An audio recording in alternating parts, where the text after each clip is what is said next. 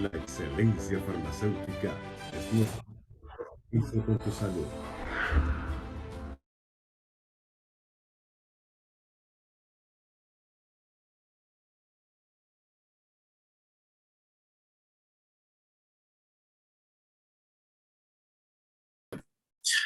Hola a todos, colegas, muy buenas tardes. Sean todos bienvenidos. Mi nombre es Pastor Galicia, Chief Medical Officer de Laboratorios Leti, en nombre del gran laboratorio de Venezuela, Laboratorios Leti, y de sus empresas hermanas, Genéricos Venezolanos Genven y Laboratorios Biocontrolet.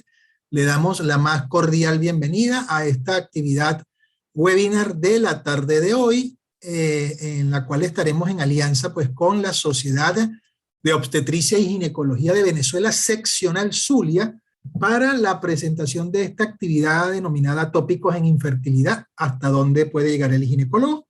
Para llevar las riendas de la misma, las dejaré en las manos de la doctora Lisbeth Morales, como coordinadora. La doctora Morales es médico cirujano, egresado de la Universidad del Zulia, casa de estudios donde también realizó sus estudios de obstetricia y ginecología. Actualmente especialista en medicina reproductiva certificada por la Red Latinoamericana de Reproducción Asistida, Red LARA. Esta actividad, pues como habitualmente lo hacemos, será grabada y una vez terminada, pues será colgada en nuestro canal de YouTube, Laboratorios LetiSap. Les pedimos por favor que se suscriban y que activen las notificaciones mediante el pulso a la campanita para que puedan ustedes seguir no solamente las incidencias de esta, sino de todas las actividades de educación médica continua que el gran laboratorio de Venezuela, Laboratorios Leti, tiene para todos ustedes. Como un amable recordatorio, les pido por favor, a partir de este momento, mantengan apagadas sus cámaras y silenciados sus micrófonos, así como cualquier equipo o dispositivo electrónico que pueda causar interferencia con la transmisión de este evento. Asimismo, realicen sus preguntas por medio del chat para dar inicio a la discusión una vez finalizadas las conferencias de los colegas invitados y, una vez más, agradecidos por su presencia acá en nombre del gran laboratorio de Venezuela, Laboratorios Leti. Los dejo entonces en la amable compañía de la doctora Morales, quien va a fungir en la tarde de hoy como coordinadora de este evento. Doctora Morales, cuando quiera, los micrófonos son todos suyos. Sí, bueno, okay. Ajá, ya, listo, está activada ahí. Gracias, doctor. Gracias por la presentación. Gracias a Laboratorios Leti por colaborar con nosotros en la seccional Zulia para que estos eventos se puedan seguir realizando. Y ojalá pronto, que yo espero que ya no falte tanto, podamos hacer este tipo de actividades presenciales. La verdad es que no me gustan estas, pero añoro volver a las presenciales. Y bueno, para no gastar más tiempo y a la gente que está ya esperando que comencemos, hoy vamos a hablar algo bien bueno, que es hasta dónde llega el ginecólogo en la parte de infertilidad, ¿no? O hasta dónde podemos llegar y cuándo derivar esto a otros colegas especialistas en el área para que podamos abordar y ayudar al paciente en forma más efectiva, como diría yo, ¿no? Tenemos dos muy buenos ponentes, nuevas generaciones, bien importantes. El doctor José Gregorio Méndez es el primero en hablar, y la doctora Iraudi Rivas, que aunque es zuliana, maracucha, ahorita no se encuentra aquí, ejerce su profesión en Ecuador, en Guayaquil específicamente, pero nos está acompañando y nos está apoyando en esta actividad. La primera charla es del doctor José Gregorio Méndez. Él nos va a hablar del manejo y estudio de la pareja infértil. El doctor José Gregorio es médico cirujano, egresado de la Universidad del Zulia, ginecólogo obstetra, egresado también de la Universidad del Zulia, fellow en medicina reproductiva, fertilidad y cirugía mínimamente invasiva del Instituto Venezolano de Fertilidad en Maracaibo, y miembro colaborador de la Fundación de Endometriosis del Estado de Falcón, y además y actualmente ejerce su consulta en la Policlínica Maracaibo. los dejo con él para que inicie, nos dé entrada con lo que necesitamos y queremos. José, sé que lo vas a hacer muy bien y bueno, de vuelta, bienvenido al ruedo.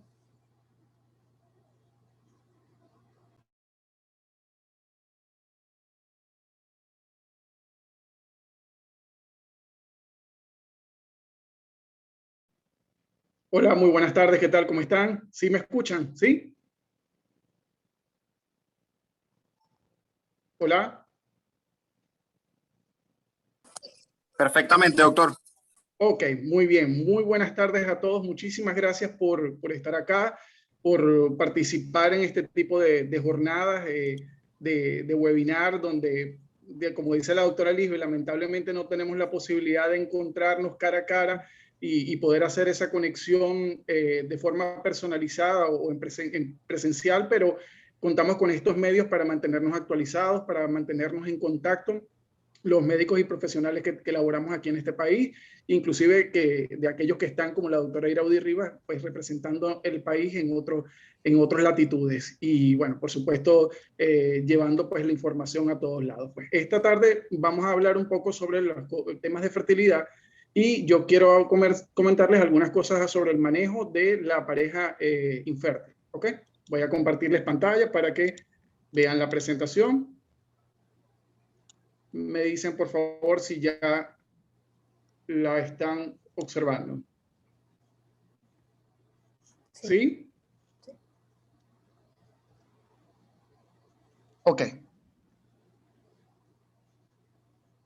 Sí, doc, ¿Está completa perfecto. la pantalla? Ok, muy bien. Vamos a Perfecto, empezar a perfecto. hablar Y corre bien. de lo que implica o lo que significa la palabra esterilidad o esterilidad, infertilidad. Son términos un poco que han sido manejados de diferentes maneras, diferentes literaturas, y bueno, todos tienen una connotación como que un poquito negativa, ¿verdad? Nos llama la atención y para el paciente más todavía, que genera una situación de estrés, de compromiso, inclusive a veces hasta de vergüenza y un sentimiento pues muy profundo de tristeza, porque a veces le cuesta mucho lograr algo que ve de pronto tan común a sus alrededores. Entonces, no se define más básicamente como la incapacidad para concebir luego de 1 o 2 años de exposición, exposición a relaciones de forma regulares. Hablan de inclusive de 2 a 3 relaciones por semana de forma regular, y que no logran, por supuesto, y sin uso de ningún tipo de medicamento o protección anticonceptiva adicional, no logran un embarazo, ¿ok? O simplemente no logran que ese embarazo siga progresando y llegue a un feliz término. Esta definición sobre lo que es el tiempo en el que se considera que hay un problema o una incapacidad para lograr un embarazo, es de pronto debatido entre ciertas escuelas, la escuela americana y la escuela europea. La escuela americana por lo general es 1 año de relaciones de forma continua para considerarlo como que hay un problema, y a partir de 2 años es la escuela, sobre todo la escuela europea. En cuanto al estudio de la pareja infértil, entonces son todas aquellas o conjunto de acciones o conductas inclusive recomendaciones que se llevan con la finalidad de lograr un diagnóstico para definir la etiología de esa infertilidad o esa incapacidad para lograr un embarazo. Por supuesto que hay indicaciones para iniciar la evaluación, y serían básicamente lo que hablábamos, el tiempo después de 1 año o 2 años de búsqueda sin lograrlo. En el caso de menos de 1 año, teniendo ya patologías conocidas, aquella paciente que sabemos que tiene problemas de menstruales, donde tiene ya sea ciclos muy, muy seguidos o ciclos muy, muy alejados, o inclusive periodos largos de amenorrea. Y son pacientes que ya conocemos, pacientes que ya tienen algún diagnóstico, llámese de hipotiroidismo, pacientes que tienen problemas desde el punto de vista de endometriosis. Entonces son pacientes que ya sabemos que tienen algún problema de base, y en ellos deberíamos actuar con cierta anticipación. También, por supuesto, el deseo de la pareja por cuestionar su fertilidad. A veces es muy común aquellas pacientes o aquellos pacientes pareja que acude a la consulta porque les genera intriga si pueden o no quedar embarazados, a pesar inclusive que son muy jóvenes, Pero ante esta necesidad, pues obviamente se pueden iniciar esos estudios de evaluación, por supuesto, en diferentes niveles, porque no todo se puede aplicar de la misma manera a este tipo de personas. Además, también tenemos aquellas pacientes que, a pesar de cumplir ciertas recomendaciones sobre alimentación, sobre estilo de vida, o inclusive sobre recomendaciones en lo que es las relaciones, no logran quedar embarazadas con estas recomendaciones. Y por supuesto, hay indicaciones que son mucho más inmediatas, como por ejemplo aquellas pacientes que, de mayores de 35 años, en las que obviamente no podemos esperar a que pase un año para buscar ayuda y poder ofrecerle pues, la atención e investigar qué es lo que está pasando allí, porque sabemos que pudiera afectarse en un futuro su reserva ovárica. ¿Qué incluye la primera consulta? ¿Qué tenemos que hacer? ¿Cuál es el objetivo? El objetivo es, por supuesto, identificar a través de un buen interrogatorio donde se haga una experticia sobre todos los antecedentes de la pareja en realidad.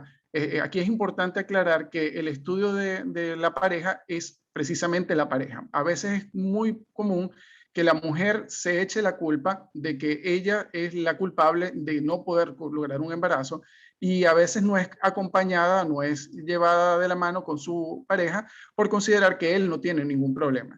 Pero de nada sirve que hagamos un estudio o iniciemos un estudio con una parte de este conjunto que tiene que ser en equipo para poder lograr el objetivo. Entonces, identificar, por supuesto, con el interrogatorio y el examen físico, un examen físico exhaustivo que incluye un examen clínico general y, por supuesto, ir desde lo más general hasta la parte más específica, que es el área ginecológica en este caso, para poder identificar posibles factores involucrados. A partir de allí, por supuesto, se solicitan estudios complementarios que sean necesarios y aplicables a cada uno de estos casos. Se puede iniciar lo que es la asesoría preconcepcional a aquellos pacientes que quieran o vayan a buscar su embarazo, entonces hacerle indicaciones preconcepcionales para, por supuesto, tener su cuerpo en óptimas condiciones para recibir finalmente ese embarazo. Y por supuesto, informar sobre el pronóstico reproductivo. Aquí es importante saber que una vez que hacemos lo que es el interrogatorio, buscamos el examen físico e identificamos ciertas posibles causas, hablar acerca del pronóstico de esa pareja. Llámese, por ejemplo, el tema de edad, en el tema de que si tienen algunos antecedentes que llamen la atención, que sean patológicos y, por supuesto, pudieran representar para el paciente o la pareja dificultad o no para lograr el objetivo. ¿Sí se ve?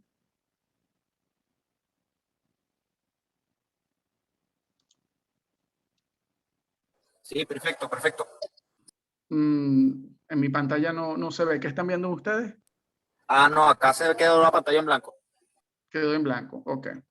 Bueno, aquí está. La historia clínica es sumamente importante, debe incluir datos de ambos miembros de la pareja. En este caso incluimos los antecedentes familiares, por supuesto, de antecedentes en el caso de la mujer, de pronto de fallo ovárica precoz por parte de sus familiares, ya sea madre, hermana, antecedentes de alguna patología, llámese endometriosis o toda aquella patología que pueda estar ligada a la parte hereditaria. También es importante conocerla. Es importante interrogar sobre los antecedentes personales, y aquí hablamos de alguna enfermedad de base, llámese hipertensión, problemas tiroideos, problemas de endometriosis, alguna tumoración de ovario o inclusive alguna cirugía, ya sea general o ginecológica en específico. Todos estos antecedentes son importantes conocerlos porque nos van a permitir a nosotros tomar las medidas y, por supuesto, solicitar los estudios necesarios para poder complementar ese diagnóstico. Y los antecedentes masculinos, importante saberlo también, si han sido sometidos a algún tipo de cirugía, llámese varicocele, hidrocele, o han recibido algún tipo de traumatismo testicular o cualquier patología relacionada con el área genital del hombre. Inclusive es importante, no es nuestro campo de hacer el examen físico del caballero, pero sí podemos notar casos como si fuma, si consume bebidas alcohólicas, si consume algún tipo de droga, alguna patología o algún antecedente de patología, ya sea convulsiones, llámese cualquier tipo de patología, que es importante para poder determinar que en algún momento pudiera afectar el conteo o la característica o calidad espermática. Por supuesto, en el caso de la mujer, que es nuestra área donde tenemos nuestra experticia, vamos a evaluar esto. Básicamente hay que evaluar tres funciones. Lo que es la función ovárica, que habla de lo que es la parte de la acción endocrina de ese ovario. Por supuesto, hablar de la reserva ovárica, es decir, esa capacidad que tiene ese ovario, esa mujer con sus ovarios, en cierto momento para poder recibir, responder ante una estimulación, y habla también de esa posibilidad de lograr un embarazo si se somete a algún tipo de terapia de reproducción asistida. Y por supuesto es importante valorar lo que es la permeabilidad tubárica. Para un embarazo es fundamental la permeabilidad tubárica, de lo contrario pues tendríamos que ir a otro tipo de acciones pues ya más de especialista. Ok, para evaluar lo que es el factor ovárico o ovulatorio o endocrino, que es algo importante saberlo, se puede hacer a través del monitoreo ecográfico por vía transvaginal, donde podemos hacer en diferentes momentos o etapas del ciclo el seguimiento folicular para determinar si la paciente ovula o no. Esto es importante porque muchos de los casos o gran parte de las causas de infertilidad o de problemas de fertilidad son problemas ovulatorios. Pacientes sobre todo con ovario poliquístico, pacientes que tienen algún tipo de patología del eje hipotálamo hipófisis ovario, y entonces por supuesto de esta manera lo pudiéramos determinar. Asimismo el ecograma o la ecografía en este punto también nos permite evaluar lo que es la anatomía del aparato genital femenino, donde podemos observar cómo está el útero, si hay o sospechamos alguna deformidad o alguna patología mulleriana, cómo están los ovarios, si vemos folículos antrales o no, si hay presencia de alguna tumoración, llámese endometrioma o alguna tumoración de ovario que pudiera estar complicando complicando la situación. También descartar, por supuesto, patologías de tipo tiroideo al solicitar hormona TSH, si hay o no la presencia de prolactina elevada. Esto obviamente en el examen físico también podemos hacerlo. Por supuesto, no vamos a dejar por un lado lo que es el examen de las mamas, porque en ella podemos identificar si hay galactorrea o no. Igualmente durante el examen físico podemos evaluar lo que es la glándula tiroidea, ver si hay aumento de volumen o alguna tumoración que requiera de estudio más especializado, alteraciones del eje hipotálamo, a través de la determinación de ciertas hormonas en diferentes momentos del ciclo, alteraciones ováricas, como ya le comenté, y si hay signos o no en el examen físico y por supuesto en los exámenes complementarios de hiperandrogenismo o de resistencia a la insulina. También tenemos el otro punto que es la reserva ovárica, determinación del contagio de lo que es el estradiol.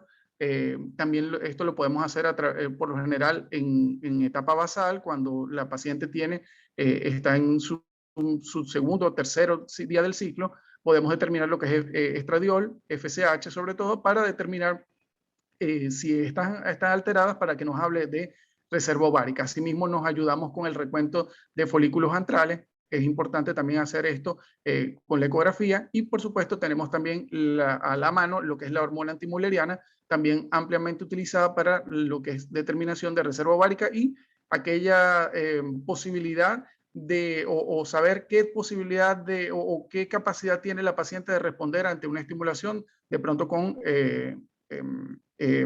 gonadotrofinas exógenas. Estos test de reserva además pueden ayudar para, como les digo, saber la respuesta del ovario en el caso tal de que se decida algún tipo de terapia de reproducción asistida. Por supuesto, la permeabilidad tubárica a través de este estudio, como es la histerosalpingografía. Este estudio nos permite, el radiológico, que nos permite a través de la instilación de un contraste a través del cuello, evaluar lo que es la cavidad uterina, y al mismo tiempo nos permite principalmente determinar si hay o no permeabilidad o paso de ese líquido a la pelvis. Esto es sumamente importante también para tomar alguna decisión o el camino hacia dónde se va a dirigir la terapia de reproducción asistida en caso tal de que la requiera la paciente. Por supuesto, es importante estudiar el factor masculino. El estudio del factor masculino debe hacerse en paralelo con la mujer. Yo siempre les hago acotación a los pacientes que la paciente no se puede someter a toda esa serie de estudios que en un momento dado se le puedan indicar, incluyendo la histerosalpingografía, que es un estudio que la mayoría de las pacientes refiere ser un poco molesto, si no hay la voluntad del caballero, en este caso, para también someterse a algún tipo de estudio, porque de nada sirve que ella esté bien, pero el caballero no permite que uno pudiera, el paciente no permite que uno lo pueda estudiar. El espermatograma, básicamente, aparte de los antecedentes que sabemos y de encontrar algún antecedente de importancia, por supuesto requerimos el apoyo de la parte de urología.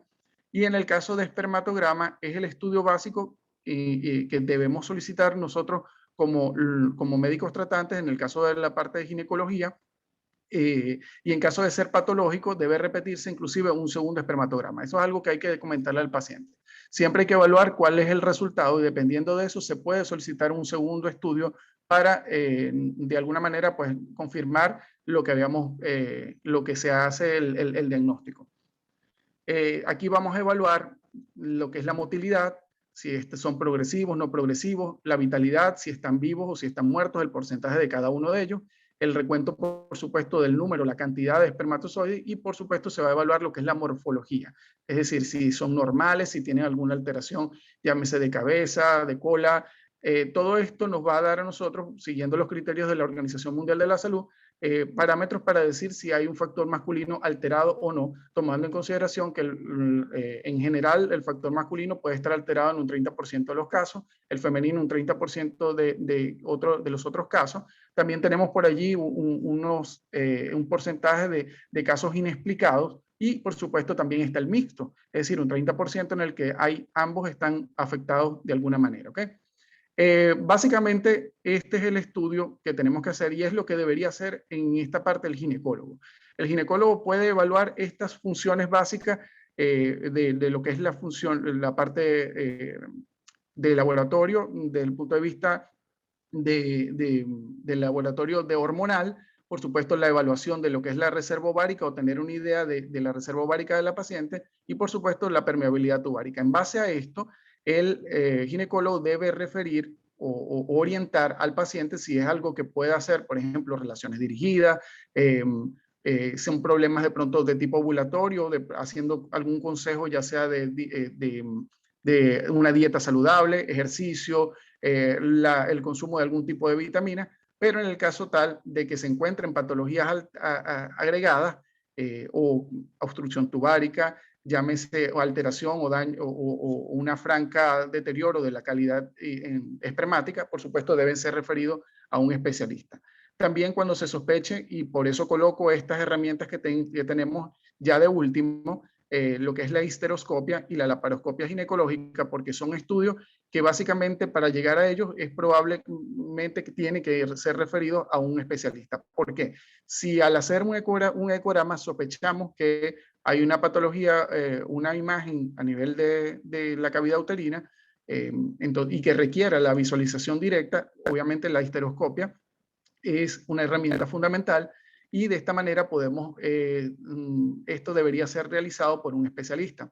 Igualmente, en los casos de que sospechamos que haya endometriosis pélvica o alguna tumoración, que es el endometrioma, que deba ser valorada por un especialista o que pudiera afectar la fertilidad en cierto momento que sería una de las principales causas de la infertilidad, entonces recurrir a lo que es la laparoscopia ginecológica, que igualmente debería hacerlo un médico especialista en el área de reproducción, porque lo que es la resolución de estos tipos de tumoraciones o inclusive obstrucciones de trompas, ya sea por problemas infecciosos, que también lo vamos a evaluar en el caso de laboratorio, todo dependiendo de los antecedentes del paciente, determinamos si hay infecciones por clamidia que pudieran haber causado adherencias, sinequias o daño de la trompa y que de alguna manera la laparoscopia pudiera ser una de las posibilidades de resolución ante una de estas patologías.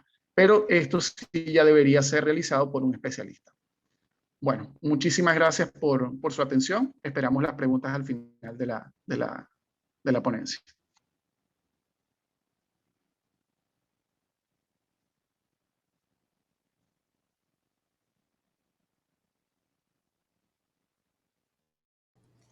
Muchas gracias, José. ¿Sí?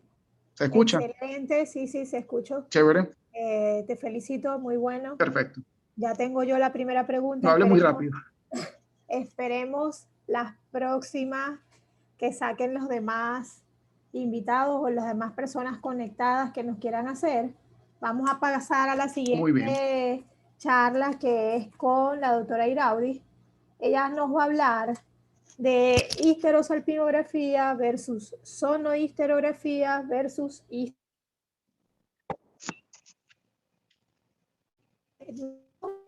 Universidad del Zulia, ginecólogo obstetra, egresada también de Luz, acreditada como médico en reproducción asistida por la Red Latinoamericana de Fertilidad.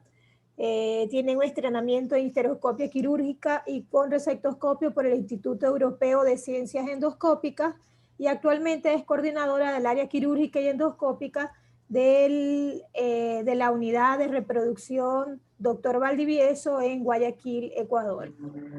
Airaudi, bienvenida. Éxito, sé que lo vas a hacer perfecto, muy bien, igual que José. Y bueno, aquí espero las preguntas que nos quieran hacer. Al final de las conferencias responderemos las preguntas que ustedes deseen.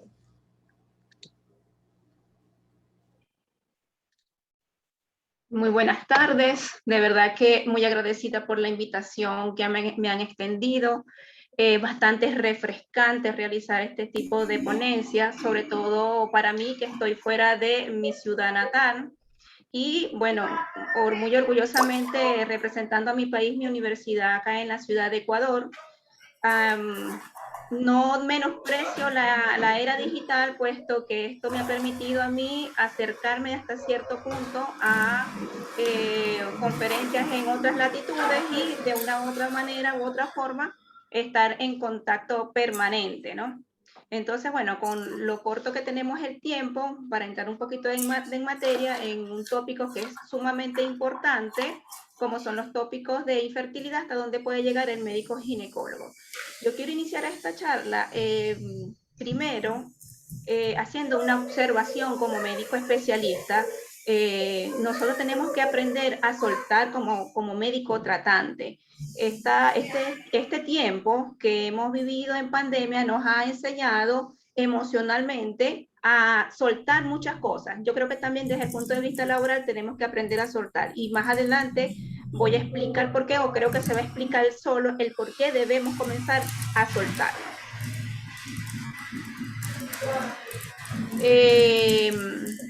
Vamos a comenzar a hablar con respecto a lo que es la histerosalpingografía. Como muy bien José Méndez lo mencionó, es parte del estudio de la mujer, en este caso de la mujer infértil. Se utiliza para descartar o estudiar patologías tubáricas.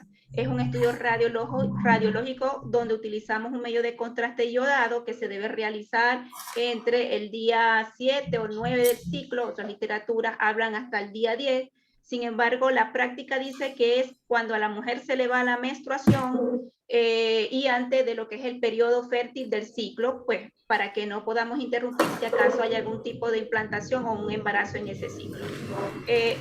Se utiliza, como anteriormente dije, para evaluar patología tubárica.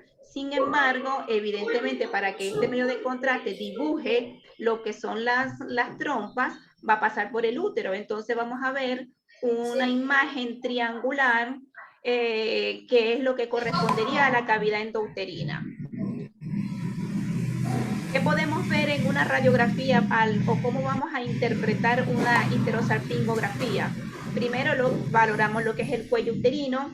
¿Okay? Hay patologías ya que estamos observando cada vez con mayor frecuencia en el istmo, como son los istmoceles. Más adelante vamos a ver algunas imágenes y vamos a ver cómo está conformada la cavidad uterina. ¿Okay? Pero realmente el objetivo de este estudio es evaluar las trompas. Yo creo que todo médico ginecólogo o todos podemos decirle a la paciente, sobre todo si tenemos un antecedente quirúrgico o de enfermedades inflamatorias pélvicas o de enfermedades genitales, infecciones genitales a repetición, este tipo de estudio radiológico. ¿Por qué? Porque vamos a evaluar el trayecto de la trompa, vamos a evaluar el calibre de la trompa, si está muy fina, si está rosada, si está filiforme, o por el contrario, si encontramos algún tipo de patología tubaria. Lo que pasa es que, por favor, alguien que tiene el micrófono encendido, gracias. Entonces, vamos a observar si están permeables o no, que generalmente los informes que nos remiten los médicos quienes hacen estas interpretaciones solamente se basan en si están permeables o no están permeables. Si tiene el famoso coté positivo o no. El coté positivo es el de la acumulación de la solución yodada o del contraste en la pelvis. Entonces, pero no nos podemos conformar con eso. Nosotros tenemos que ver, y es lo que nos enseñaron en nuestra casa de estudio, ver primero la imagen y luego nos vamos al informe médico. Porque tenemos que verificar, como anteriormente le dije, el calibre, la posición, si una trompa está cefálica, pueden estar hacia arriba, si están paralelas hacia los lados o si están caudales realmente buscando la posición del ovario. Esto es algo muy importante. Y con respecto al cuerpo uterino, que es lo que realmente nos vamos a enfocar en este momento, si hay algún tipo de defecto de llenado que nos puede orientar a si hay algún tipo de patología ginecológica que me esté afectando la cavidad endometrial y por ende tenemos un problema reproductivo. Por ejemplo, acá tenemos esto que pudiese simular pólipos, ¿ok? Esta imagen que vemos acá, miren cómo se dibuja un útero en forma triangular. De paso por acá vemos esta trompa que sube, baja y luego aquí está cortada. Esta trompa aquí filiforme o muy fina como el candil de una vela y luego se tapa. Entonces aquí tenemos primero unas trompas obstruidas y tenemos una imagen que es el defecto de llenado que pudiese corresponder a un pólipo. Acá tenemos otra imagen que pudiese ser relacionado con algún tipo de mioma, miren el tamaño, y efectivamente nos vamos a lo que correspondería a los cuernos uterinos, no vemos salida ni se dibujan las trompas. Y en esta otra imagen, nuevamente este defecto de llenado que pudiese corresponder con un mioma, un pólipo u otro tipo de patología. Acá es un poco más irregular, fíjense que ya no tiene esa forma redondeada, ¿ok? Miren cómo se ve como más infractuosa, por decirlo así. Vemos u observamos acá esta trompita que se viene por acá, pero luego hace este trayecto y sube. ¿Okay? Esta es una trompa que está cefálica y esta que aquí, de este lado prácticamente que ni se ve. Entonces aquí podemos sospechar en que tenemos una sinequia uterina, sobre todo que nosotros siempre vamos a observar estas imágenes y las vamos a correlacionar con el antecedente personal de la paciente. ¿Okay? Obviamente hay patologías que son demasiadas obvias, ¿ok? Que como son estas malformaciones uterinas.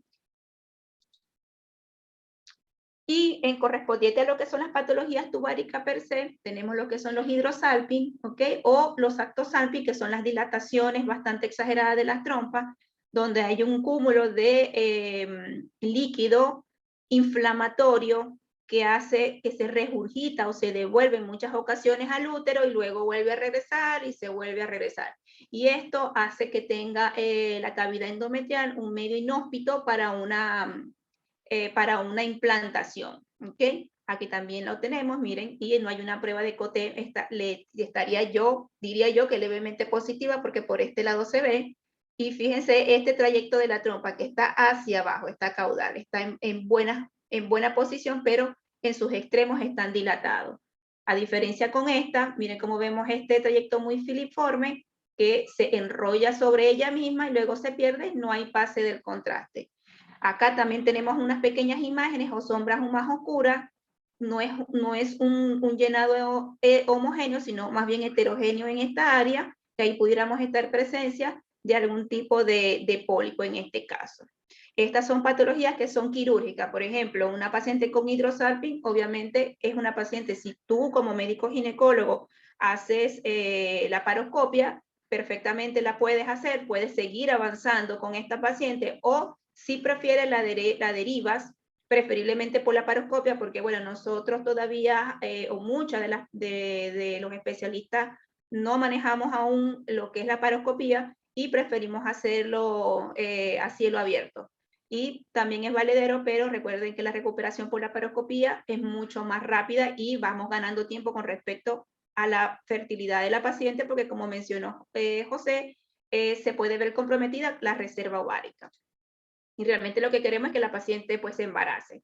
Y aquí también tenemos este útero en forma triangular, donde las trompas van netamente hacia arriba y esto, aquí hay una patología, ¿no? Entonces, probablemente, si nosotros vemos este medio de contraste depositado acá en el fondo, el médico radiólogo va a decir que están permeables y nosotros no vamos a conformar con eso. Pues no puede ser así.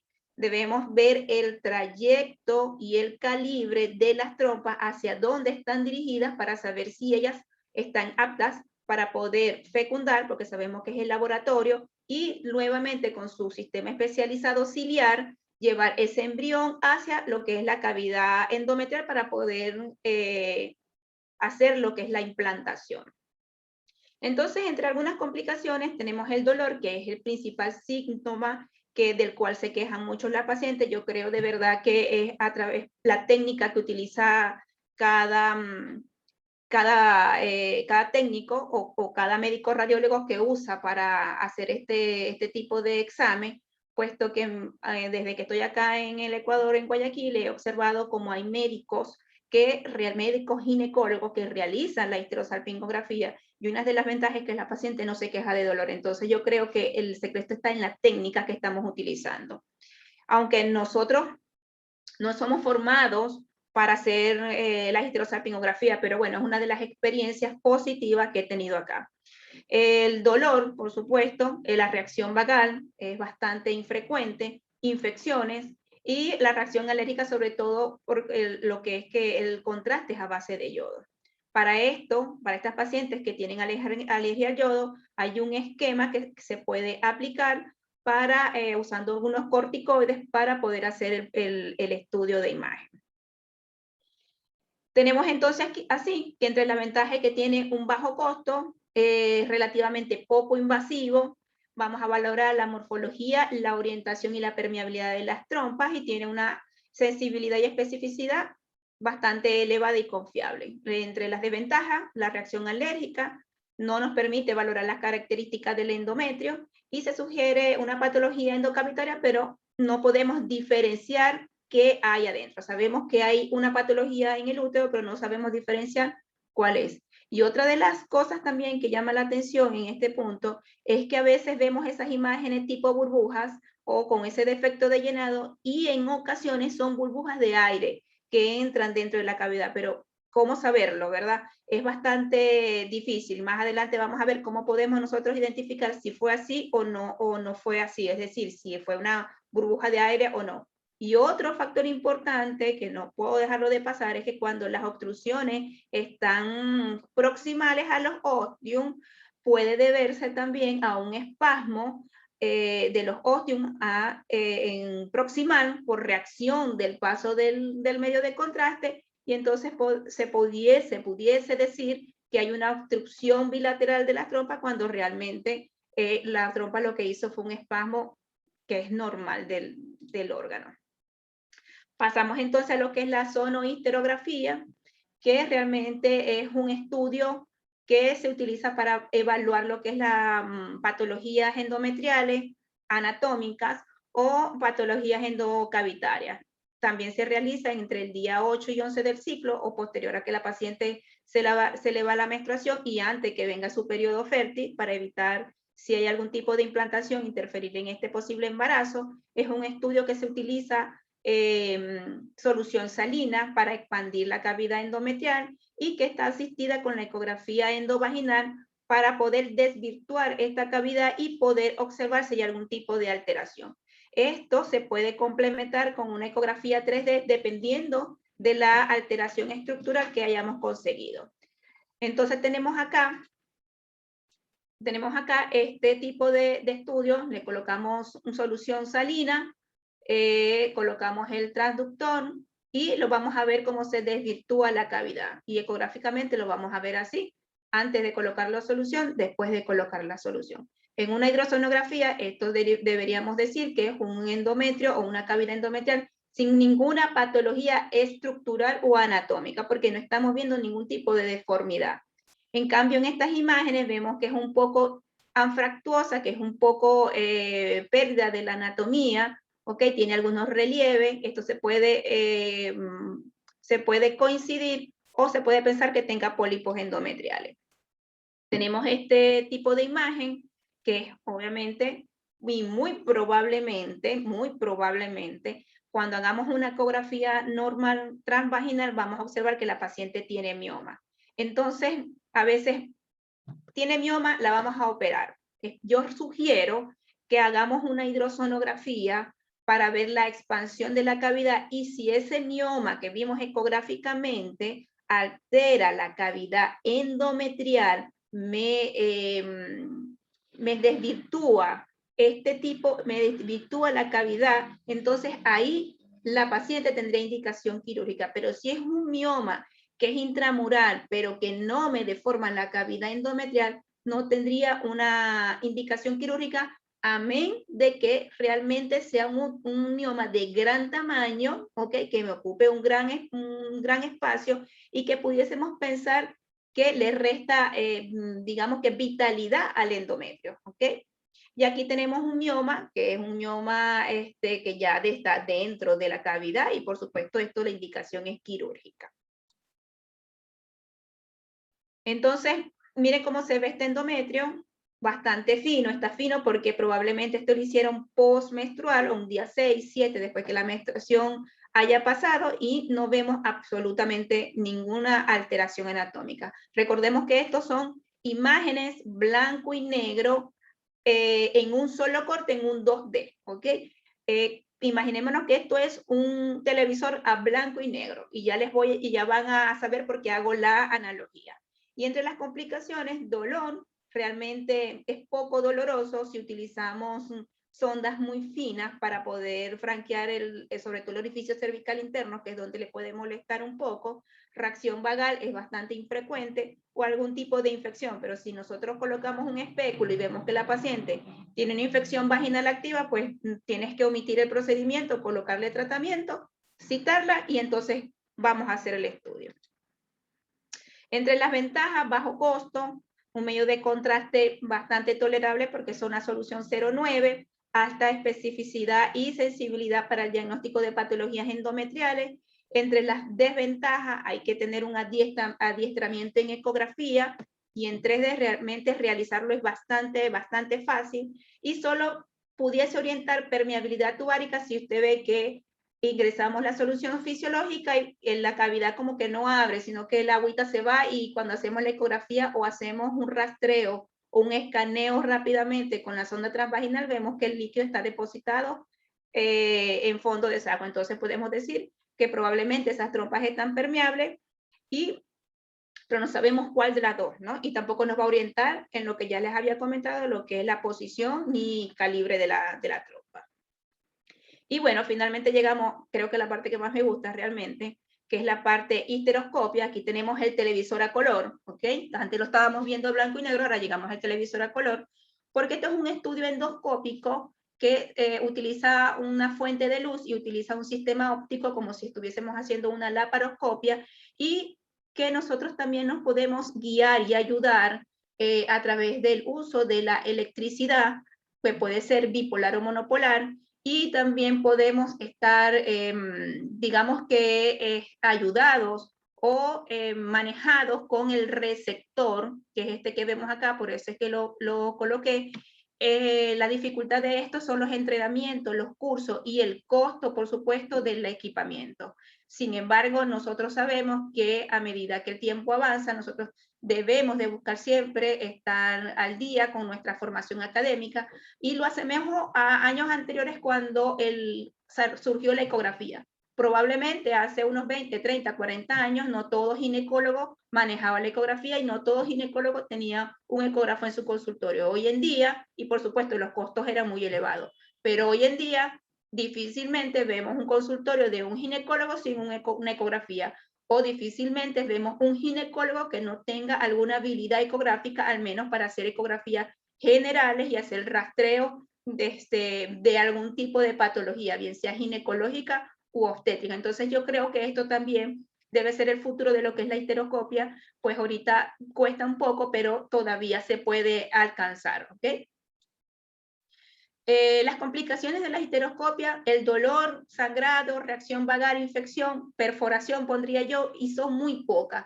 Realmente ahí hemos avanzado bastante en estas técnicas, inclusive la hemos llevado a los consultorios y las hacemos sin anestesia, sin la utilización del espéculo, y las pacientes realmente se quejan poco del dolor. Eso también se realiza con la experiencia y el desarrollo de las habilidades, digamos, con el uso del instrumental, que es un instrumental bastante fino, escaso 4 milímetros, para que se adapta a lo que es la anatomía o al canal endocervical para poder llegar a la cavidad endouterina. Entonces, fíjense en esta imagen, estamos viendo directamente lo que es la cavidad endometrial y nosotros podemos así verificar si realmente tiene un pólipo, un mioma. Fíjense que en las otras imágenes estamos observando alteraciones estructurales, pero aquí ya nosotros podemos identificar algún tipo de patología, inclusive funcional del endometrio. Acá podemos observar pólipos, ¿ok? Un endometrio polipoideo, varios pólipos hipervascularizados de varios tamaños, y esto que vemos aquí es el asa del receptor que nos puede asistir, que utiliza una corriente que puede ser mono o bipolar, y que podemos hacer resección de este tipo de patología. Adicionalmente, anteriormente, ¿qué hacíamos? Vemos una paciente con pólipo y probablemente le vamos a decir que vamos a hacerle un legrado uterino. Pero recordemos que eso es un procedimiento a ciega y actualmente con este tipo de técnica lo podemos ver directamente, y adicionar a esto podemos tomar muestras de algún tipo de tejido que nos parezca sospechoso.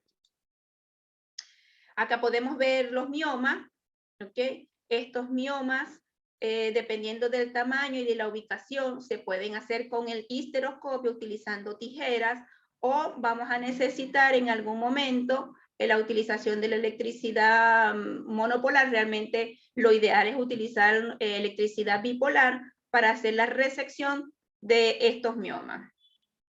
Es un procedimiento ambulatorio que dura aproximadamente 1 hora. La paciente regresa a su casa y se puede ir a sus actividades cotidianas al día siguiente sin ninguna complicación. En teoría debería mejorar costos y recuperación más rápida de la paciente.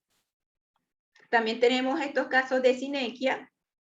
Recuerden cómo vimos la imagen de la histerosalpingografía y miren cómo las vemos acá. Estas se pueden manejar con tijera.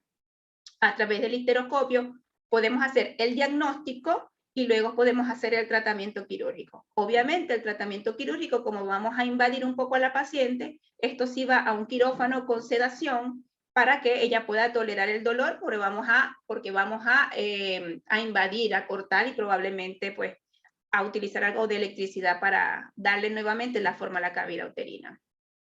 De la tijera. Y esto también, mire, lo que estábamos hablando son patologías estructurales, y ahora vamos a hablar con patologías, digamos, que no las vamos a ver ni en una hidrosona ni las vamos a ver en una histerosalpingografía, como lo es la metaplasia ósea, ¿ok? Y como es la adenomiosis. De esta manera se ven puntos oscurecidos dentro de lo que es como anidado dentro del tejido endometrial.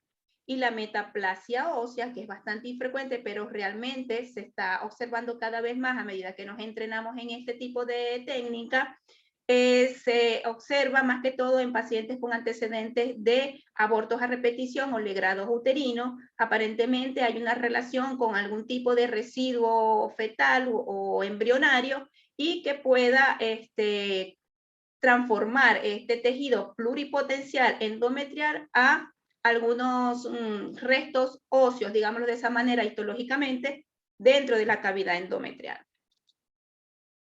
Esto también es un útero dismórfico. Ciertamente hay una cavidad uterina que si hacemos una ecografía normal no lo vamos a diagnosticar, que probablemente si hacemos una sonohístero tampoco la vamos a diagnosticar, porque recordemos que esas son imágenes en 2D, pero ahora aquí lo estamos viendo en directo, y esta es una de las causas también de infertilidad y en algunas ocasiones de aborto a repetición. También tenemos endometritis que podemos observar, que son macroscópicas, que es el enrojecimiento y un puntillado dentro de todo lo que es el endometrio. A veces está focalizado y inclusive hemos diagnosticado y he tenido la oportunidad de ver cáncer endometrial en estadios muy iniciales que son focalizados, que parece que llamara la atención, igual que todas las muestras que debemos tomar en la medicina, vemos dónde está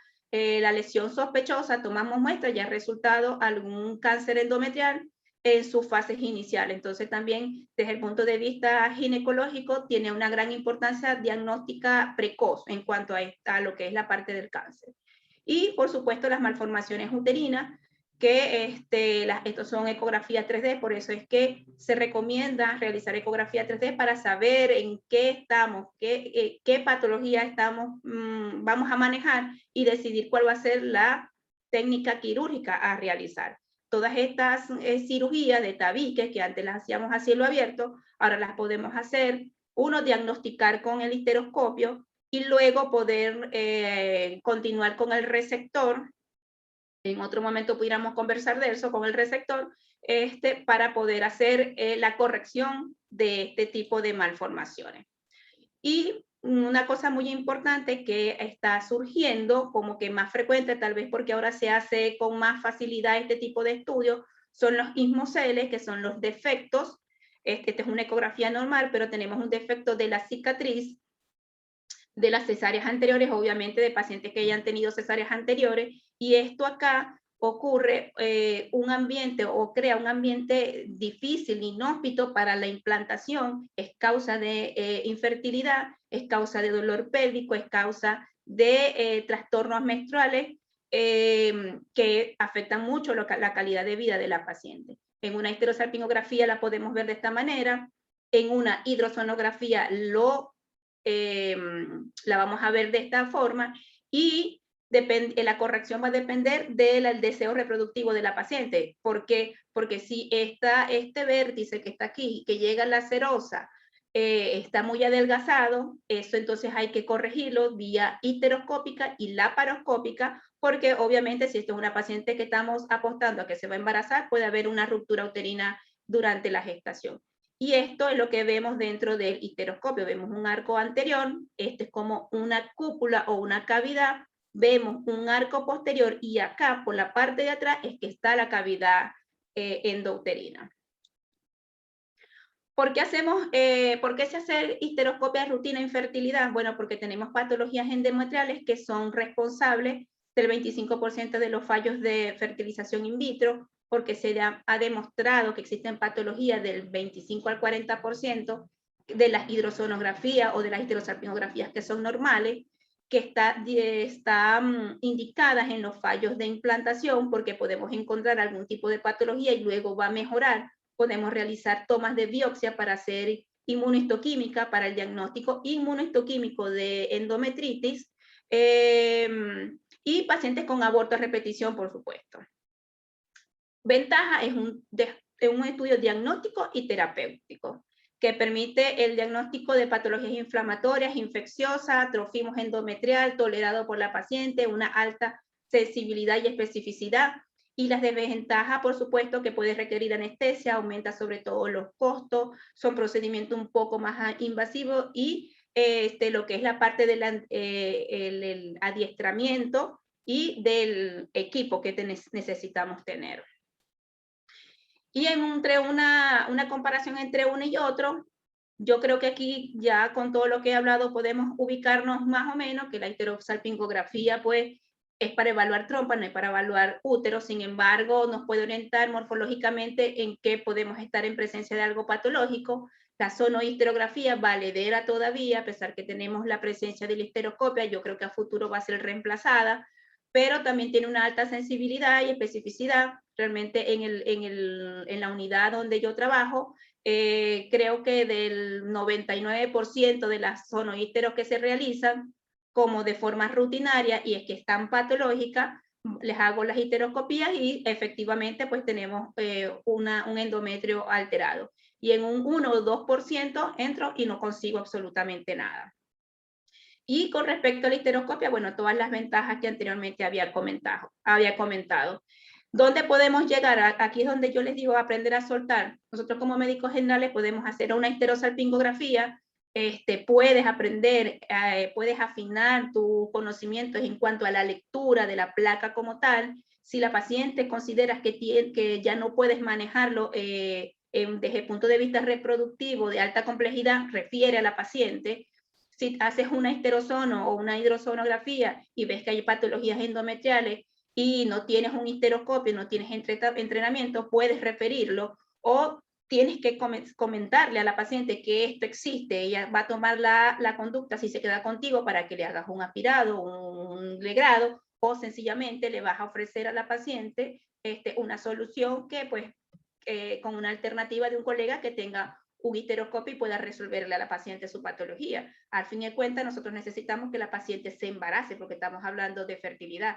Y obviamente con la histeroscopia, lo que tenemos que realizar nosotros son alianzas y empezar a tener culturas de realizar estrategias entre nosotros mismos los especialistas, porque si tú como médico ginecólogo me refieres a una paciente para que yo la embarace, yo te la debo devolver a ti, debo tener la suficiente entereza para devolverte la paciente para que tú la controles y así de esta forma la paciente te lo va a agradecer porque le estás solventando un problema reproductivo y no llegar cuando hay, lamentándolo mucho en la consulta, llegan pacientes que han tenido mucho tiempo, tienen 8 o 10 años buscando embarazo, saltando de ginecólogo en ginecólogo y nunca pues le han resuelto el problema. Entonces yo creo que este es el punto donde cada médico tiene que individualizar y conocer cuáles son sus habilidades, cuáles son sus limitantes y hacer alianzas, hacer estrategias de trabajo para que las consultas crezcan y hacer un trabajo simbiótico.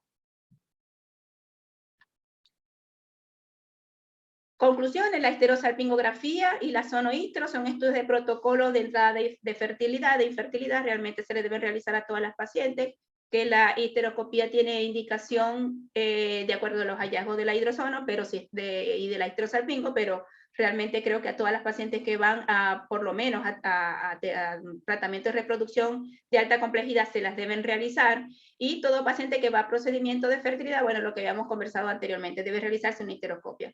Pero si dentro de tu consulta tú haces coitos programados, si tú usas Simaquí, si haces seguimientos foliculares y ves que la paciente se te embaraza, perfecto, todo ha ido bien. Pero si te llega un caso un poco más complicado, no trates de resolver, no trates de darle más alternativa.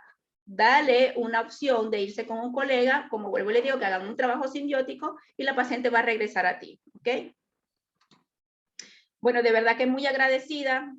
Después de las nubes del sol, agradecida enormemente, siento que estoy en mi tierra, y después de las nubes del sol porque debemos ver un poco más allá, debemos empezar a utilizar los televisores a color. De verdad que muchas gracias. Cualquier duda, estoy a la orden para responderla.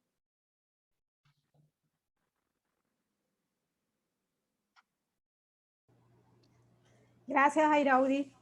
Excelente exposición, como me lo esperaba. Y bueno,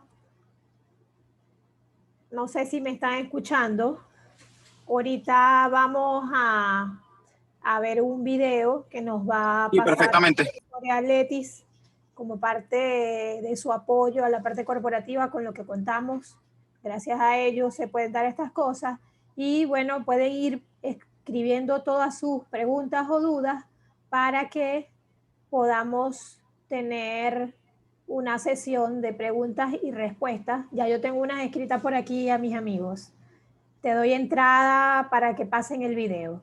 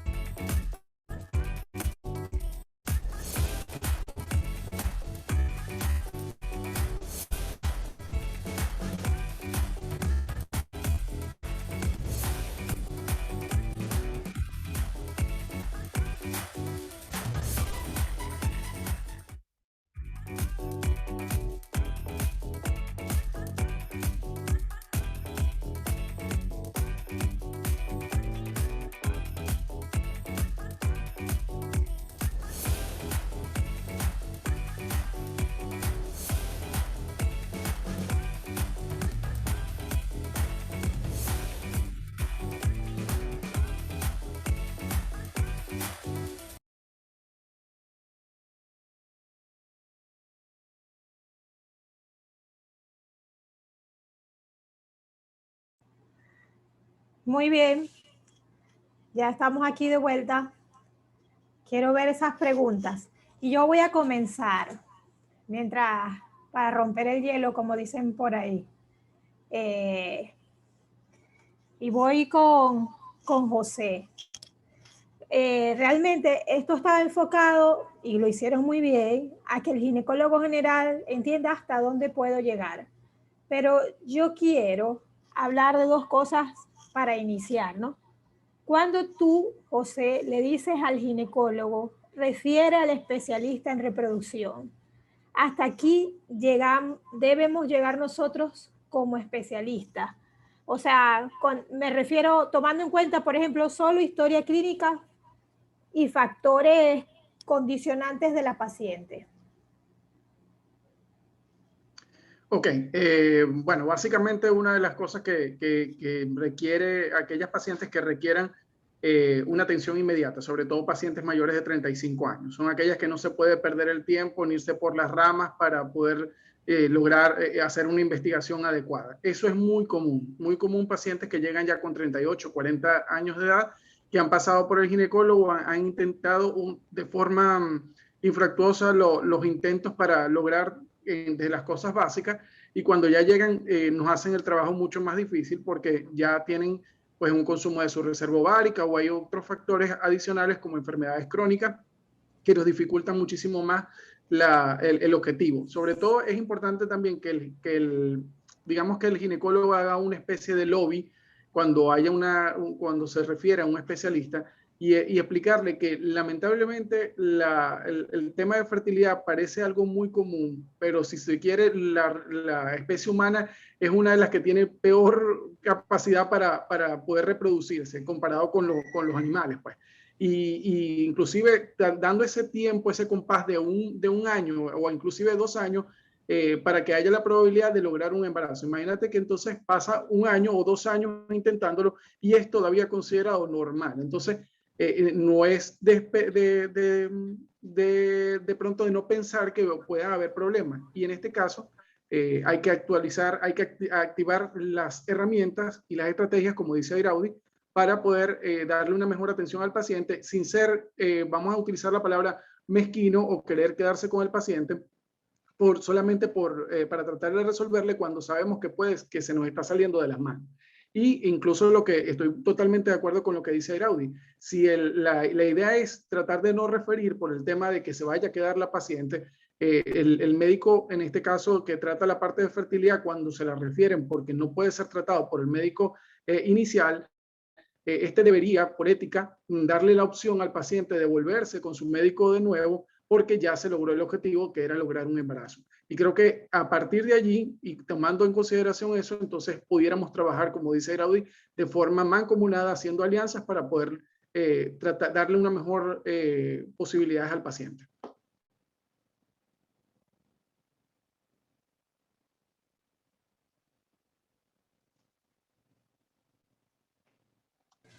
Ok, José, me encantó tu respuesta. Ajá, aquí hay otras preguntas para ti. Una es, valores de hormonas para interpretar, o sea, ¿cuáles son los parámetros que debemos tomar en cuenta? Y ya bien más de una vez hablamos de eso. Día de solicitud de las hormonas para esas pacientes. Ok, básicamente el estudio de fertilidad se debería realizar la mayoría de la solicitud entre el segundo y tercer día de la menstruación. Es un momento en el que las hormonas en teoría deberían estar en su etapa basal para poder interpretarlas mejor. Siempre hay la posibilidad de lo que es la progesterona. Hay ciertas solicitudes como progesterona en ciertos momentos, dependiendo, por supuesto, si la paciente es de ciclos regulares o ciclos un poco irregulares, para solicitar progesterona y evaluar la posibilidad o no de haber una ovulación, que es uno de los factores que tenemos que identificar en esa paciente como factor afectado implicado en lo que es la infertilidad. Existen otras como la antimuleriana. La hormona antimuleriana se puede pedir en cualquier momento del ciclo, no requiere en ninguna etapa en específica.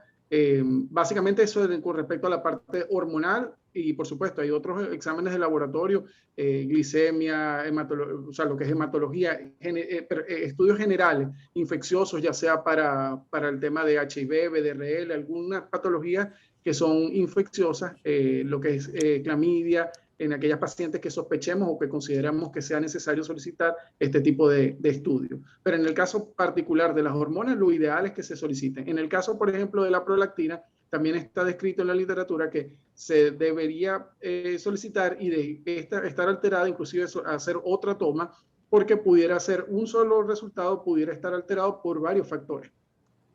Perfecto. Sí, ahí te apoyo, José. El día 3 a 5 del ciclo más a tardar.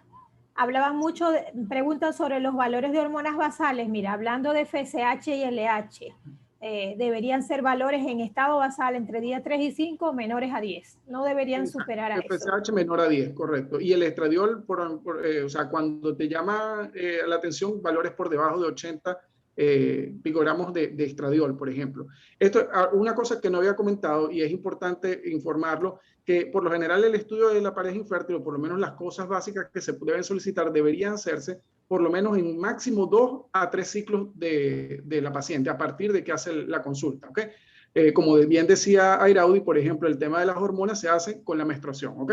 E igual el tema de la histerosalpingografía o la histerosonografía tienen que realizarse relacionado con cierta etapa del ciclo. Y entonces de esta manera pudiéramos ver que si la paciente es consecuente y se hacen los estudios como debe ser, de pronto en 2 o 3 ciclos ya pudiéramos tener todos los estudios complementarios necesarios, incluyendo por supuesto el espermatograma, que tiene ciertas características particulares en la toma, que en líneas generales es tener 3, máximo 5 días de abstinencia, tomar la muestra de preferencia en el mismo sitio donde va a ser procesada, o de pronto no pasar mucho tiempo entre la toma y la entrega de esa muestra, no haber tenido ningún tipo de cuadro infeccioso, no haber tomado algún tipo de bebida alcohólica o estar pasando algún cuadro patológico.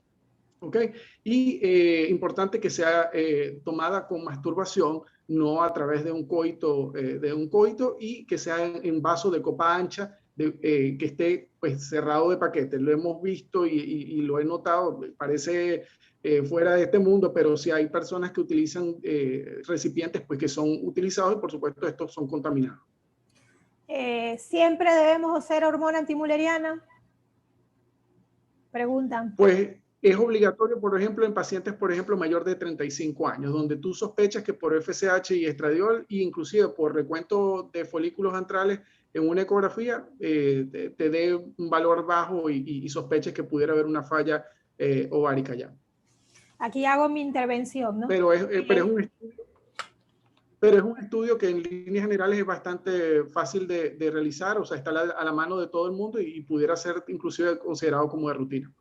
Podría ser considerado de rutina. En nuestro entorno es un poco costoso, por lo tanto, bueno, a veces clasificamos, como dice José, en pacientes mayores de 35 años o menores de estas que tienen antecedentes de cirugías ováricas o recuento bajo en el DAL, o los antecedentes del paciente se han tomado en cuenta para esto. Claro, antecedentes familiares de una falla ovárica precoz en algún familiar directo. Dice, ante una hiperprolactinemia sin clínica de galarrectorea, ¿cuál sería tu manejo, José?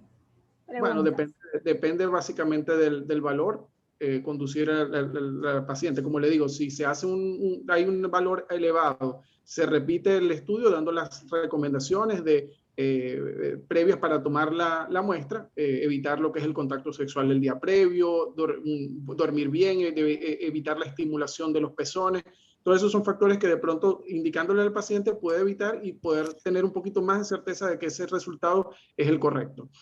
Básicamente eso. Y si son valores menores de pronto, menores de 100, no necesariamente hay que pedir rayos X de silla turca ni pensar, sino ir con algún tratamiento con cabergolina para poder tratar y disminuir ese valor.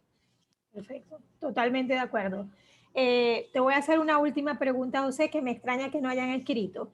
Con el tema del espermatograma, ¿qué consideras tú importante tomar en cuenta como ginecólogo general para decir, mira, este paciente ya yo no lo puedo manejar? debe ir a un especialista de reproducción o debe ser valorado por otras especialidades, ¿no? Te Ok. escucho. Bueno, basándonos en los criterios de la Organización Mundial de la Salud que debería manejar todo ginecólogo que quiera o hacer algún tipo de asesoría o referir a un especialista, obviamente la cantidad es importante. Ahí tenemos un espermatograma que es simple y uno que es con recuperación de espermatozoides móviles. ¿Okay? Tenemos que ver la calidad también o sea, la presencia de vivos de motilidad, que es importante porque eso nos va a ayudar a nosotros a dirigir si es que de pronto hay deficiencia en cuanto hay buena cantidad, pero no son móviles o progresivos, y esto es un factor que puede ser la causa. Entonces, cuando consigamos algún tipo de patología, ya sea oligo, asteno o teratospermia, es importante enviarlo directamente a un especialista. Gracias, José. Excelente. Muchísimas gracias por el apoyo. Sé que cuento contigo. Gracias a ustedes. Ahora voy con Airaudi. Airaudi, para que me le den el micrófono. Antes que se me vaya, quiero aprovechar de decirle al doctor José García que sí, reconozco muy bien al doctor Antonio, del doctor Tony, con mucho cariño. Ya esa exposición que Airaudi dio en una oportunidad, tuve la experiencia de estar con él. No solamente es pionero en sonoístero, sino en ecografía 3D, incluso en Maracaibo. Excelente, lo extraño muchísimo cada vez que quiero que me vea un paciente para hacer eso. Y bueno, aquí están sus pupilos, doctor, haciendo lo que a usted también les enseñó. Airaudi, voy contigo. Así es. Me interesa muchísimo, me gustó muchísimo ese comentario que hiciste en algún momento, que hay que aprender a ver la histerosalpingografía, la imagen. Eso es totalmente cierto. Como ginecólogos generales tenemos que formarnos en ver la imagen más que en el informe que nos da el radiólogo.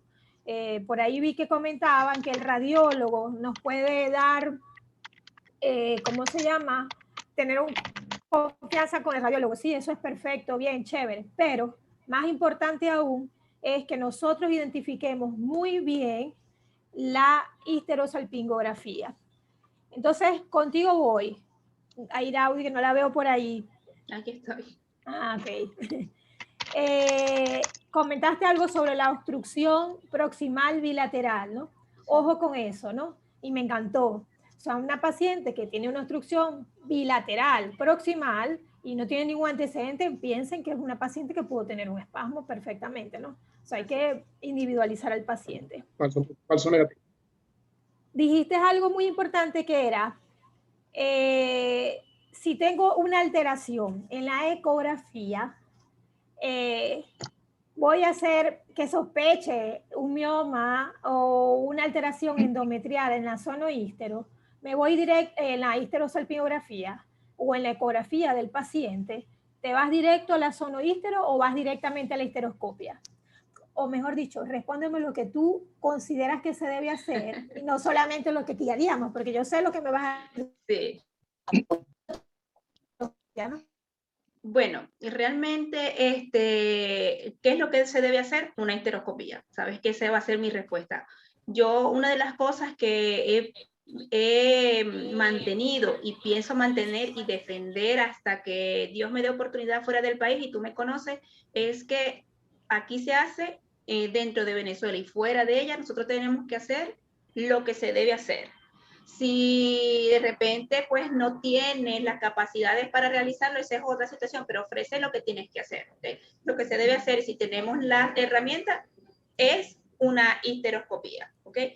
Pero como estoy leyendo por ahí, a veces los costos, a veces el entrenamiento o el equipo, bueno, también te puedes apoyar en una sonoístero, que eso te va a orientar si realmente esa patología o ese mioma te deforma o no la cavidad endometrial. Pero definitivamente sabemos que si observamos algo a nivel ecográfico o de histerosalpingografía, hazle una histeroscopía porque le vas a confirmar el diagnóstico y le vas a dar una solución quirúrgica de una vez.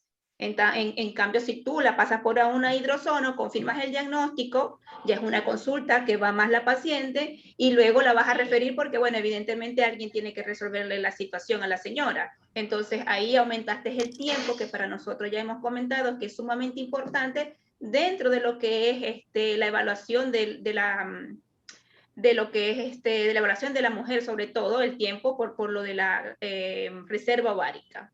Pero definitivamente, tú sabes que yo siempre voy a apoyar una histeroscopía. Eso, Así es. sí.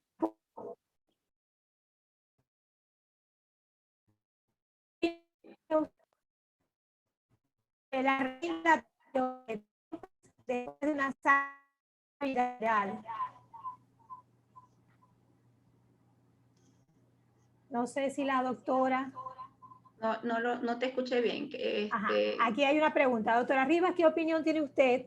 También se la voy a lanzar a José. De la reimplantación de trompas después de una salpingectomía bilateral parcial si puede ser exitosa. ¿Ese reimplante cuándo lo recomienda? Ok, bueno, tú sabes que... Ya tú sabes cuál va a ser mi respuesta, pero bueno, la respuesta es para todo. Realmente nuestra escuela, ¿verdad? Donde nosotras nos formamos, no apuntamos y no apoyamos la recanalización tubárica. De repente puede que caiga un poco mal dentro de lo que es la parte ginecológica y les voy a explicar por qué no apoyamos a la recanalización.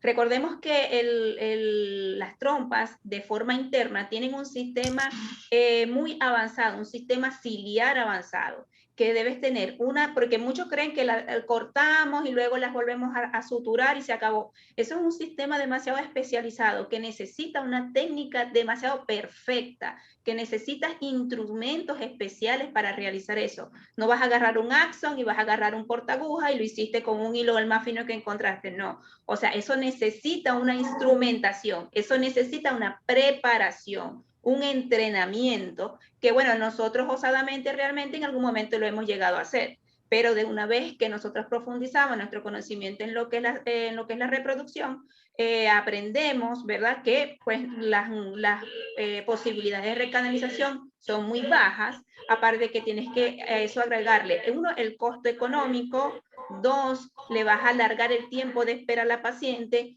y tercero, le vas a agregar un factor predisponente para un embarazo ectópico. Entonces, riesgo-beneficio, reúne el dinero que estás gastando ahí, el tiempo que estás gastando ahí, y vete directamente a una fecundación in vitro, que por supuesto los porcentajes de embarazo van a estar por encima del 50% según la tasa que maneje cada institución. Yo entiendo que los costos son un poco por la situación país, pero recuerden que mi lema es mantener siempre lo que se debe hacer. ¿Qué debo hacer?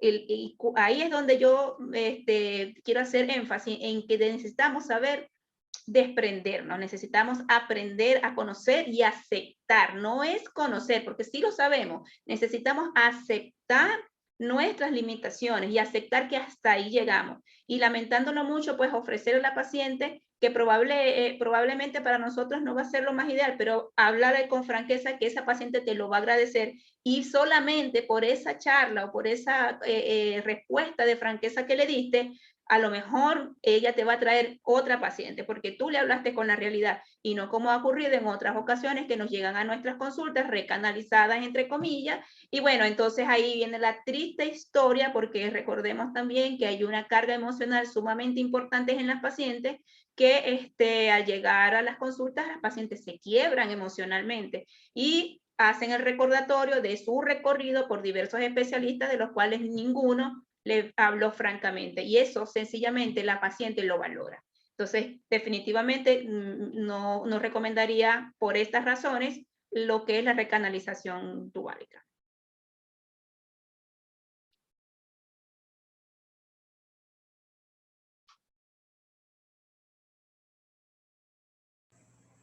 Ok, gracias Airaudi, me gustó, estoy de acuerdo contigo. La relación costo-beneficio entre la cirugía y lo que le ofrece un in vitro no tiene comparación. Aquí, bueno, ya estamos como sobre el tiempo. Aquí hay una pregunta de que aquí en Venezuela, por el tema económico, respecto a los exámenes complementarios, aparte de la histero que se debe realizar el paciente, que otros por cuestiones de costos, me voy a tomar el atrevimiento de responder yo, amiga. Tranquila. Realmente, el paciente, yo sé que es un tema costo, pero el paciente de infertilidad yo no lo puedo dejar incompleto. O sea, son muchos los factores que están integrados. Yo debo valorar lo básico, es una histerosalpingografía, un perfil hormonal y un espermatograma. Sin eso yo no estoy valorando, y la ecografía del paciente. Sin esto yo estoy falla. Y sin eso ni siquiera me puedo orientar hacia dónde enviar al paciente, si aparte de la historia clínica, que es lo básico, ¿no? Dice, yo anoté por aquí, me encantó eso de que hablaste del equipo multidisciplinario, de aprendernos a desconectar o a desprender, ¿no? Es súper importante que aprendemos a trabajar en equipo. Exacto. O sea, y que ya la medicina no es general, ya la medicina no es especializada, es subespecializada. Así es. Y cada vez más vamos rumbo a eso. Por lo tanto, es importantísimo que aprendamos a decir cuando hasta aquí llegué yo, le toca a mi compañero, y organizar un equipo con el que trabajar, ¿no? La ecografía 3D, que nos ayuda y sigue siendo súper importante, y sí, lo mencionaste, ¿no? A lo mejor no hablamos full de eso porque no era el tópico, y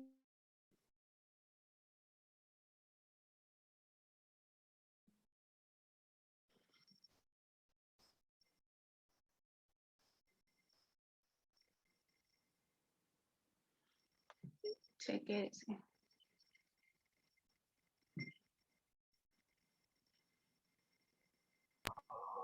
Vamos a darle unos minutos, mi doctora, a que vuelva, o si no le doy el pase a la doctora Rina. Vamos a dar un minuto más. Okay. decía José, si yo tengo una paciente que tiene menos de 100 y estoy pensando, y depende de lo que la paciente requiere, yo por lo menos tengo que bajarlos a niveles normales. Una vez que yo le dé tratamiento 4 semanas y valoro, se mantiene dentro de lo normal, lo puedo mantener. Si es un paciente con trastorno ovulatorio, yo tengo que mantener esto para poder decidir cuándo. O sea, hay que individualizar al paciente, pero lo mínimo son 4 semanas de tratamiento. Bueno, la verdad es que estoy súper agradecida con Airaudi y con José por el apoyo. Súper agradecidos con el Laboratorios Leti porque siempre está apoyando estas nuevas alternativas. Gracias por apoyar a la sociedad, y gracias a la sociedad, a la seccional Zulia, por seguir presente en todo esto, ¿no? Gracias por la participación, muchachos. Espero contar de nuevo con ustedes, que sé que es así y que sí es positivo, y que pronto nos podamos ver. Airaudi, que te siga yendo muy bien donde estás, y que también pronto nos puedas visitar y a darnos apoyo aquí en Venezuela con las cosas nuevas que has aprendido en otros lugares también. Claro que sí, siempre cuentas con mi apoyo, sabe que es así. A ver, Lati, a ver qué nos tiene que decir. Rina, no sé si quería decir algo en nombre de la sociedad. Por aquí escribió que muchísimas gracias por el apoyo a la seccional Zulia. Laboratorios Leti, ¿algo más que agregar?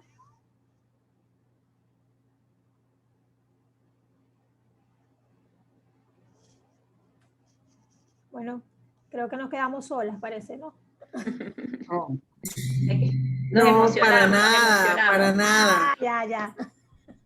Yo quisiera No, estaba esperando que decir- alguno de los doctores hablara. Para Laboratorios Leti es un placer apoyar estas actividades de educación médica continua, y por favor siempre cuenten con nosotros para lo que necesiten. Lo único que pedimos es tiempo para organizar, pero listo.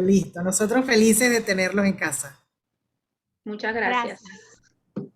¿Ibas a decir algo, José? Sí, quería como para hacer una conclusión. Bueno, yo pienso que básicamente, como dice Airaudi y como comentaste tú también, tratar de, en la medida de lo posible, de optimizar los gastos de la paciente, explicándole claramente por qué se le solicita lo que se le solicita de forma personalizada y no como una receta de cocina.